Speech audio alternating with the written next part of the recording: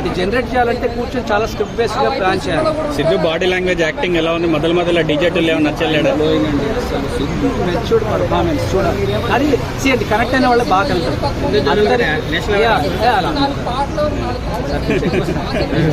Net అవ్వడం కాదు, message oriented sir ఇది. ఆయన ఎక్స్ప్రెషన్స్ మెచ్యూరిటీ పర్ఫార్మెన్స్ సార్. మళ్ళీ చెప్తాను, సీరియస్ నాకు ఆయన ఫ్యాన్ కాదు, బట్ కనెక్టింగ్. రేటింగ్ ఎంత సార్? 3.5 సార్. 5. కమర్షియల్లీ మార్కెట్ లో చాలా హిట్ అన్నట్టు కాదు, but one time watchable with very very trending movie. Sir month ending cinema చూడడం జరిగింది సార్. అయితే సినిమా ప్లస్ మైనస్ ఒకటే సార్ చెప్పేద్దాం. డైరెక్టర్ గారు మనల్ని ఒక ప్రశ్న వేశారు, తెలుసు కదా ఇలాంటి స్టోరీలు చాలా వచ్చేసే, మీరు చూడలేదా, మీకు తెలీదా, మీకు తెలుసు కదని చెప్పి ఒక ప్రశ్న మనల్ని వేస్తారు. నాకు అర్థమైంది అయితే అది.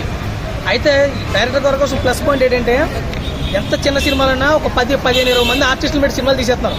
కానీ ఈ సినిమా ఒక 5-6 ఆర్టిస్టులు పెట్టి సినిమాలు తీసింది. ఈ గొప్పతనం ఆవిడ మెచ్చుకోవాలా. రెండోది ఏంటంటే, ఎంచుకున్న స్టోరీ వీక్ అయినా కానీ తీసే కంటెంట్ తీసుకున్న విధానం, తీసే విధానం కూడా చాలా బాగుంది. సిద్ధు జొన్నలగడ్డ గారిని అందంగా జీవించింది, చాలా బాగా జీవించింది. హీరోయిన్ రాశిఖన్నాని, శ్రీనిధి వచ్చినప్పుడల్లా నాకు ఎందుకో శ్రీనిధి వెనకాల సిద్ధు గారు పడినప్పుడు రాఖీబాయి గుర్తే చూడు ఎక్కడొచ్చి నరికేస్తాడరా బాబు మనోడు అని చెప్పేసి అని అలా అనిపించింది. అయితే ఇది ఈ దీపావళి టైంలో రావాల్సిన సినిమా కాదు. దీపావళి టైంలో రావాల్సిన సినిమా ఒక చుచ్చుపుట్లాగా, ఒక తారచోలాగా పరిగెట్టాలా, పేలాలా, పైకి వెళ్ళాలా. కానీ భూచక్రంలాగా అక్కడ ఉండిపోతుందని నాకు అనిపించింది.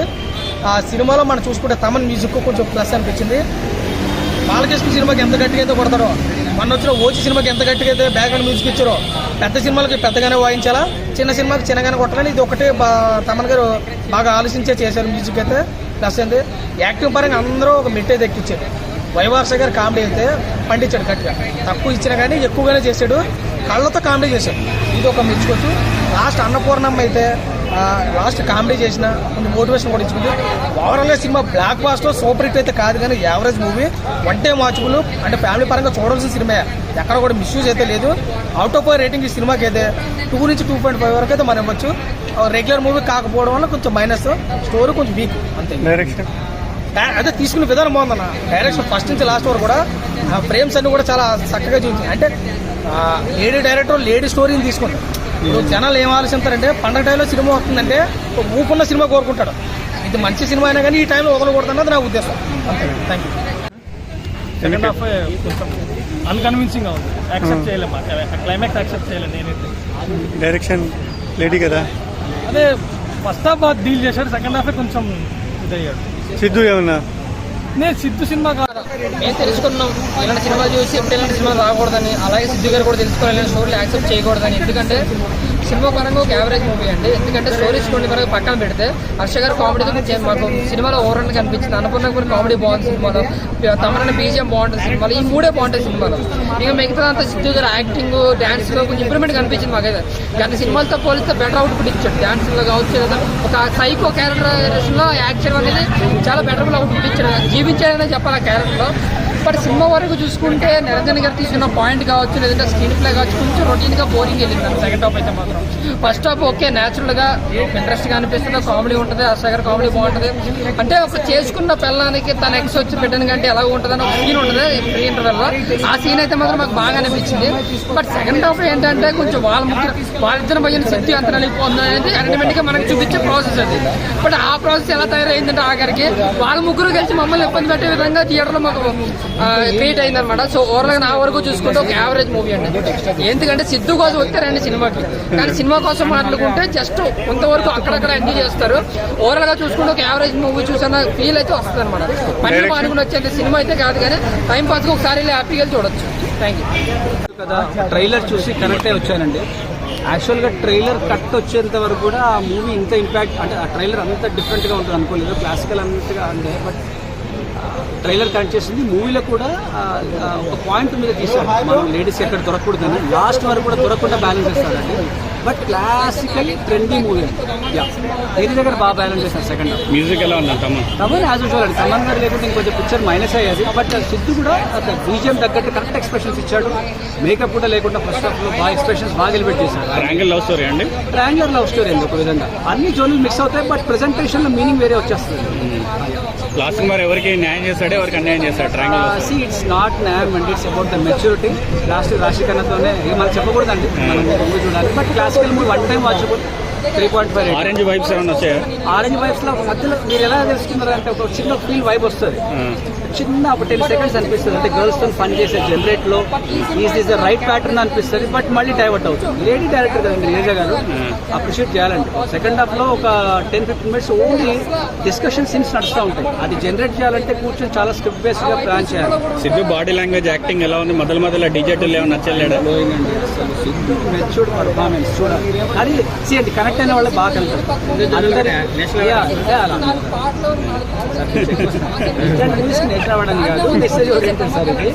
ఆయన ఎక్స్ప్రెషన్స్ మెచ్యూరిటీ పర్ఫార్మెన్స్ సార్, మళ్ళీ చెప్తాను సీరియస్ నాకు ఆయన ఫ్యాన్ కాదు, బట్ కనెక్టింగ్. రేటింగ్ ఎంత ఇస్తారు sir? 3.5 sir, 5. Okay. Commercially market లో చాలా హిట్ అన్నట్టు కాదు, but one time watchable with very very trending movie. Sir ఈ మంత్ ఎండింగ్ సినిమా చూడడం జరిగింది సార్. అయితే సినిమా ప్లస్ మైనస్ ఒకటే సార్ చెప్పేద్దాం. డైరెక్టర్ గారు మనల్ని ఒక ప్రశ్న వేశారు, తెలుసు కదా ఇలాంటి స్టోరీలు చాలా వచ్చేసే, మీరు చూడలేదా, మీకు తెలీదా, మీకు తెలుసు కదని చెప్పి ఒక ప్రశ్న మనల్ని వేస్తారు. నాకు అర్థమైంది అయితే అది. అయితే డైరెక్టర్ గారి కోసం ప్లస్ పాయింట్ ఏంటంటే, ఎంత చిన్న సినిమాలైనా ఒక 10-15-20 మంది ఆర్టిస్టులు పెట్టి సినిమాలు తీసేస్తున్నారు. కానీ ఈ సినిమా ఒక 5-6 ఆర్టిస్టులు పెట్టి సినిమాలు తీసింది. ఈ గొప్పతనం ఆవిడ మెచ్చుకోవాలా. రెండోది ఏంటంటే, ఎంచుకున్న స్టోరీ వీకైనా కానీ తీసే కంటెంట్ తీసుకున్న విధానం, తీసే విధానం కూడా చాలా బాగుంది. సిద్ధు జొన్నలగడ్డ గారిని అందంగా జీవించింది, చాలా బాగా జీవించింది. హీరోయిన్ రాశిఖన్నాని, శ్రీనిధి వచ్చినప్పుడల్లా నాకు ఎందుకో శ్రీనిధి వెనకాల సిద్ధు గారు పడినప్పుడు రాఖీబాయ్ గుర్తొచ్చుకోడు, ఎక్కడొచ్చి నరికేస్తాడో బాబు మనోడని చెప్పేసి అని అలా అనిపించింది. అయితే ఇది ఈ దీపావళి టైంలో రావాల్సిన సినిమా కాదు. దీపావళి టైంలో రావాల్సిన సినిమా ఒక చుట్టుపుట్లాగా, ఒక తారచోలాగా పరిగెట్టాలా, పేలాలా, పైకి వెళ్ళాలా. కానీ భూచక్రలాగా అక్కడ ఉండిపోతుందని నాకు అనిపించింది. ఆ సినిమాలో మనం చూసుకుంటే తమన్ మ్యూజిక్ కొంచెం ప్లస్ అనిపించింది. బాలకృష్ణ సినిమాకి ఎంత గట్టిగా అయితే కొడతారో, మొన్న వచ్చిన ఓచి సినిమాకి ఎంత గట్టిగా అయితే బ్యాక్గ్రౌండ్ మ్యూజిక్ ఇచ్చారో, పెద్ద సినిమాలకి పెద్దగానే వాయించాలా, చిన్న సినిమాకి చిన్నగానే కొట్టాలని ఇది ఒకటే తమన్ గారు బాగా ఆలోచించే చేశారు. మ్యూజిక్ అయితే ప్లస్ అయింది.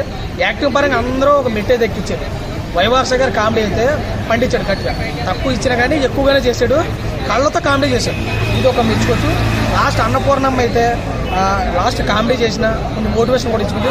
ఓవరాల్గా సినిమా బ్లాక్ బాస్టర్ సూపర్ హిట్ అయితే కాదు, కానీ average movie, one time watchable, అంటే ఫ్యామిలీ పరంగా చూడాల్సిన సినిమా, ఎక్కడ కూడా మిస్యూజ్ అయితే లేదు.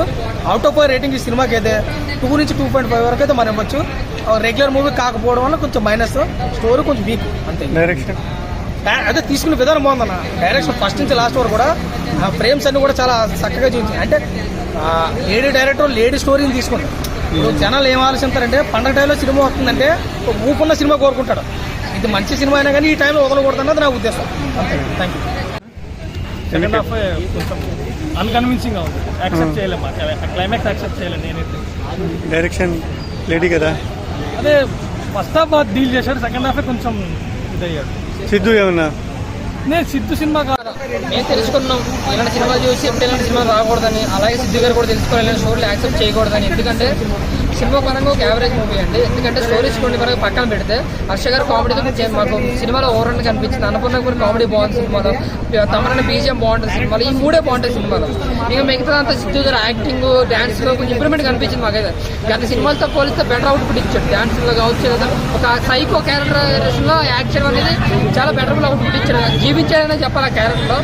బట్ సినిమా వరకు చూసుకుంటే నిరంజన్ గారు తీసుకున్న పాయింట్ కావచ్చు, లేదంటే స్క్రీన్ ప్లే కావచ్చు, కొంచెం రొటీన్ గా బోరింగ్ వెళ్ళింది సెకండ్ హాఫ్ అయితే మాత్రం.